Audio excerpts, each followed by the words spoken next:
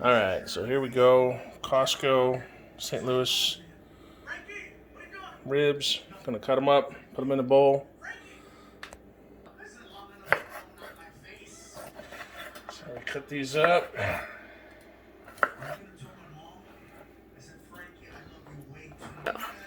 Alright, here we go. Just slicing in between the ribs. We're all done here. No seasoning or anything on this yet. Just got this ready to go. And now go outside. Alright, and these are the only things we'll be using. Soy sauce, butter, and that's pepper. Alright, so here we go. Just gonna melt some butter. Kind of got the pan going at a kind of a, I don't know, a not very hot level, kind of low. So this disco gets really hot in the center here, and around the edges it's not very hot. So cooking in a regular pan or a wok, you'd probably want a low heat at first. So we're going to slow cook these for a long time on a low heat. As you can see, this butter is not really doing much, despite the fact that this middle section is really hot. Okay. So this is a whole stick of butter for however much meat we had. I don't know. I don't remember what that said. It was probably close to 5 pounds. But I don't remember. I'll have to look at the wrapper. Anyway, okay. Alright, so here we go. Putting in our chunks. Yeah, I'm going to have to look and see how much this was, but typically Costco's are about 5 pounds. And now we're going to put the lid on, and this is going to slow cook for a while before we get into it. One. Alright, so we'll take a look. These have been out here for a few minutes. Kind of going real low, real slow. I might have to actually turn it up a little bit because it's real windy here. And I've got it hotter than I normally have it. You can kind of see down in the middle, good amount of butter in there. It's nice to get them all coated anyway. And I did spread that butter all the way throughout this pan. Now this disco is a lot bigger than the pan you're going to probably have, but maybe not. I don't know. As you can see where my hand is, it's kind of big. But here's where we're at right now. We're going to turn this up just a hair. Lift. Alright, so here we are. That's better. So we got a little bit of fry action going there, a little bit of bubbling, a little bit of noise. That's good. This might be a little hot now, but that's what we want. We want a little bit of this. And I want to constantly move this stuff, because this is a disco. And the way it cooks, we got to move stuff out of the center to the edges, bring the stuff in. Same if you're cooking in a wok. But if you're like in a cast iron or something like that, you just mix it up, I would imagine. I've never cooked these in a cast iron. I've always used this disco. I think we cooked them in the house once in a pan, but the disco just definitely makes them taste better for some reason. I don't know. And again, I'm not a riblet kind of guy. When I first heard of these things, I was like, that's not how you cook spare ribs. But I'll tell you what, smoking them might take 6 hours, 7 hours. This is probably just as good, and it doesn't take long at all. Go. All right, here we go. Oh, yeah, that's getting nice. All right, so these are definitely cooking up nicely. We're gonna have to cool this down a little bit. It's rocking and rolling a little too fast for me. So the other thing is, I said these were 5 pounds. No, this was a little over 10 pounds. So the Costco packages I thought were 5 pounds, but no, not the case. I think it was like 10.3 pounds, which I think it was a big Costco package. I remember putting 2 packages of Costco spare ribs in here to fill this much, and it was just 1 package, so, or I misremembered, one of the 2. But we're going to turn this down and put the lid back on and let her go a little longer, or actually quite a bit longer. All right, here we are, maybe the 3rd or 4th stir. Oh yeah, it's looking good. We turned it down a little bit last time. So we want this to go nice and slow for a while. What we're going to do is, you can see it's already starting to brown on some of these. We don't want to brown them too much. We really want to just reduce this down for a while. Get some of that fat off this pork, kind of melt it into this butter. Just go real nice and slow. We want a little bit of boiling here on this, but not too much. So this is like perfect right here, especially with the lid on. And these, like even these big fat ones, they're gonna shrink down quite a bit. You know, this big bastard here, he's gonna shrink down quite a bit by the time we're all said and done. There's a lot of fat on him. And no, I did not peel the membranes on these, no need to. If that's a question for later. And put some of these big guys in the center. And we're looking good. Starting to brown, smelling good. We haven't seasoned it yet. Right around now, it might be the first coating of a butter, or a pepper, or maybe even a soy. But I'm going to give it a little bit longer before I do that. Go. All right, so I think we skipped maybe one stirring, but you can see it's starting to break down. We got a lot more juice in the center, which means that pork fat's starting to render, which is awesome. We got some raw pieces out towards the edge that we got to get in there. Starting to get a little bit of caramelization on some of them, but we don't want that yet. Eventually we're going to cook this with the lid off, but right now we're just trying to render fat and get these things real tender. So if you don't cook with the lid on, I think they would be done. We would get rid of all of this moisture. You can see all the steam here. Get rid of all the moisture and they would cook a lot faster, and then they wouldn't be as tender at the end. So I definitely like to cook them at first with the lid on. And I think I'll go ahead and throw some pepper on.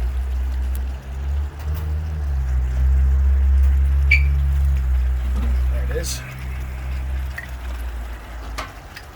I don't like to throw it on too early because the pepper will just burn, but since I'm cooking low and slow, I figure I'll just throw some of this on. This generally what I do is 2 rounds of this.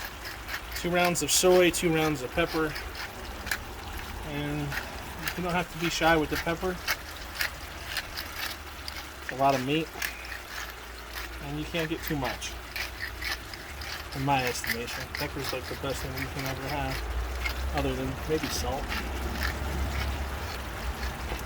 So I'm not even going to stir that in. I'm just going to let that sit right on top of the meat that I've already stirred up, and put the lid back on. Go. Alright, here we are again. It's about time to soy. So towards the end, as it starts to cook more and more, you want to check it more and more frequently, because at first it's starting to render, but here, even though I've turned it down, you can see it's boiling pretty hard, and it's starting to get cooked. So I might actually turn this down yet again, but I'm going to let it go one more time here, and it's time to soy. So this is regular soy, not low sodium. I'm just going to splash it in here, and this will make it bubble up real nice. Give it a light brown coating.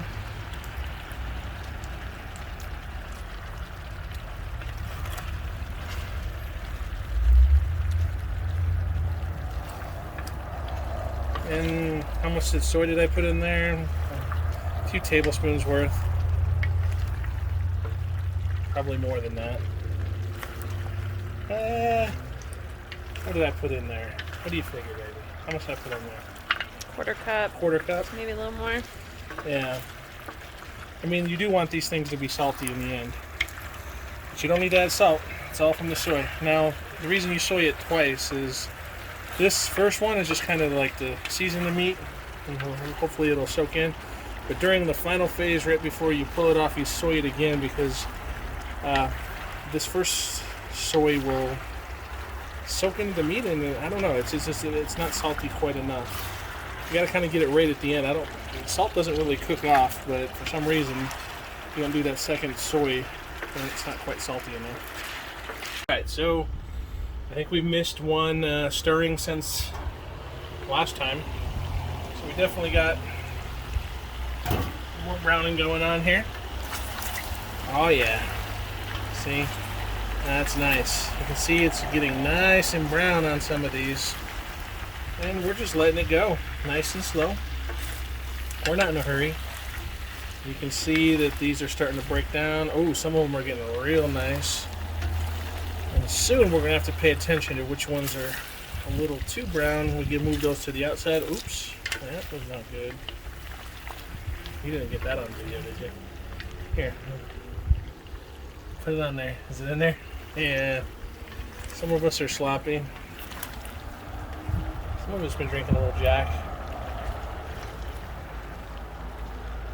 Definitely not my production crew over here. My production crew's only been drinking wine. Yeah? Just a little bit? Okay. Alright, so there's a big puppy that needs to get in the center. Here's a little guy.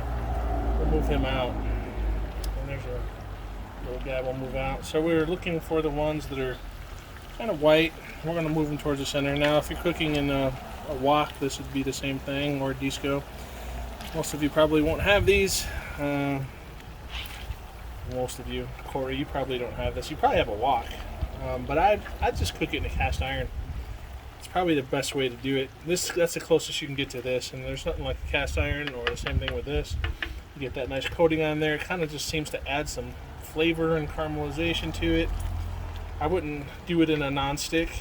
I think you want all that kind of caramelization and crust that you get when you cook in something like this. And we'll come back in a little bit.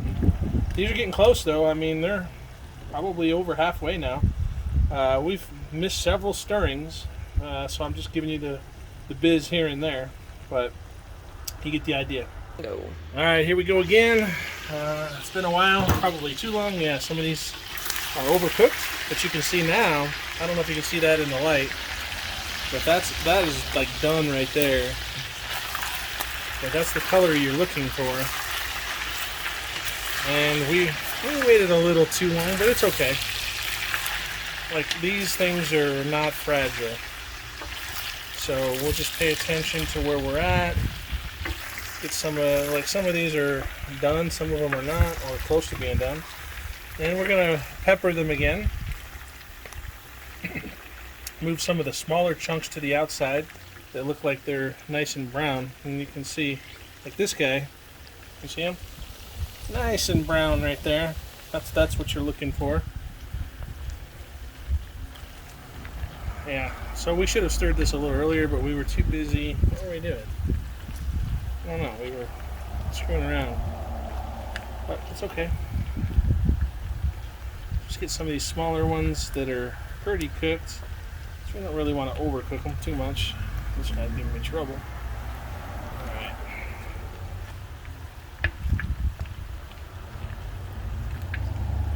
At this point, and a lot of times I use tongs, which I didn't bring out this time. Didn't expect these to be quite so cooked. That's okay. Just move the gray ones towards the center. Move the brown ones out.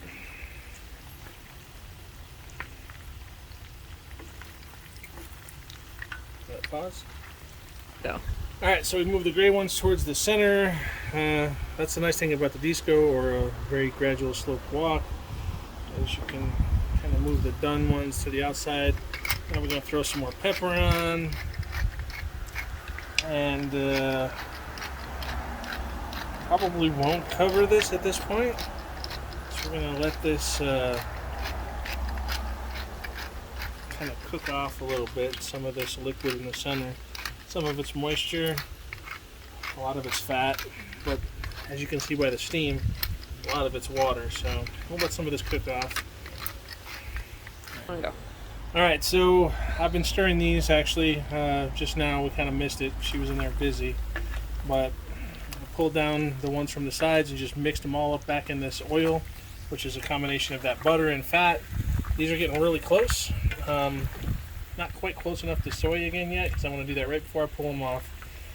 But I'm going to let these go just a little bit longer, uncovered.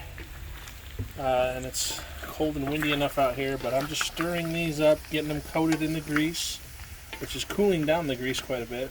And that's good, because I want to get these nice and tender, but you can hopefully see that they're really nice and getting caramelized.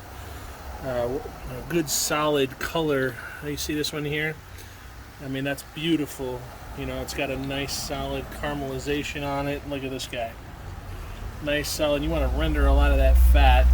Get them nice and caramelized. Now, we did taste test these already on the ones that were done. And you know, they, like we knew already, they needed more soy. And probably another layer of pepper too. So I might do that actually after I pull them off. Just hit them with a little pepper. But I'm gonna let these go just a little bit longer like this, with the lid off. It's getting rid of the moisture. That's you know, the water that was in the meat. That all the steam. You can see that the steam is mostly died down now. So we've gotten rid of most of the moisture, and I think we'll pull these off selectively real soon. Alright, so we let this go a little bit longer, but not much, because these are getting real dark. And so we're going mostly by color and shrinkage. As you can see from the beginning, this shrunk quite a bit. So we're going to throw some soy in here.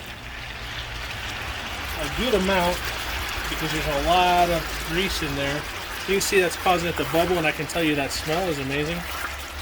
So we're just going to run it through this grease. With all that soy in there, I was hoping to get rid of a little bit more of this grease, but it's not going to happen. So we're just going to throw some regular soy in there. These things should get nice and brown from this soy. And that helps and also, so I'm using a wooden spatula, so I'm deglazing the pan with all this stuff too. I'm scraping it, because all these pork things are, you know, they're putting a glaze on my disco here. So I'm deglazing it with this stuff and then scraping it up. I don't know if you can see in here, but there's a lot going on right here. And as I rotate these through, all that stuff gets coated on these things, and it just adds a bit to the flavor. So these are basically done. You're doing. Alright, so I'm pulling off like the smallest ones. Like, you remember when I cut these up, they were huge, right? But they shrunk, some of them have shrunk down quite a bit, and those little ones are the first ones to come off, because they're probably slightly overcooked, and that's okay too. It's really hard to screw these up, but see, nice and brown, and I'll allow some of these big ones to get to the center.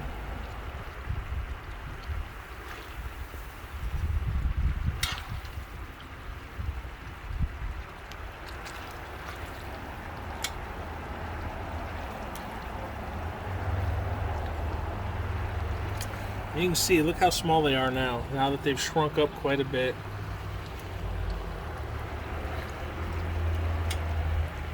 Okay, maybe you can cut that. Alright. So I'd say these are a little overdone, but it's okay. They're still delicious. And the other thing is I cooked them a little extra long, because Again. So here we go, finishing up. So I think I'm throwing them in here with this paper towel. I'll probably dust them with a little pepper, and that'll be it. Doing. Alright, so we're inside. I'll give them a little dusting of pepper. Well, I guess this is the third time I've done pepper, but... And basically that's it right there. One more thing of pepper. They're ready to go. They're little meat sickles now. Delicious.